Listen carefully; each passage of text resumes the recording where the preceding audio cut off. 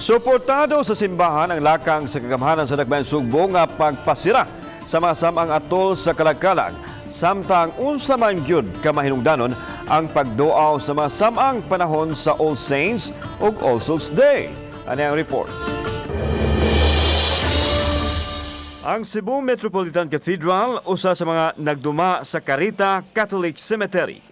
Uyon ra ang parochial vicar ug vice chairman sa Committee on Worship sa pagpatuman sa 5 ka adlaw nga pagsira sa mga samang. Nagkayusa sila sa tumong sa kagamhanan nga paglikay sa pagkatap sa virus. Naay wisdom ang atong mayor, no?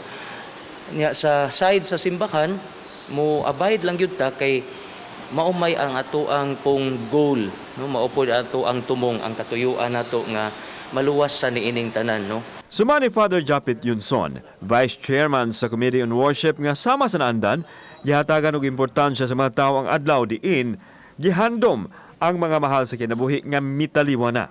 Sa pagsira sa mga samang, mamahimo ra kuno gihapon makahalad og pag-ampo sa mga simbahan, din dunay mga misa nga sa ulugon.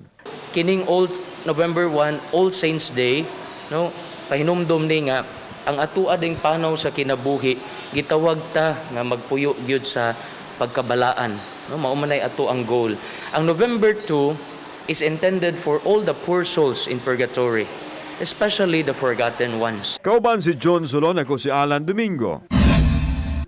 Balitang Bisdak.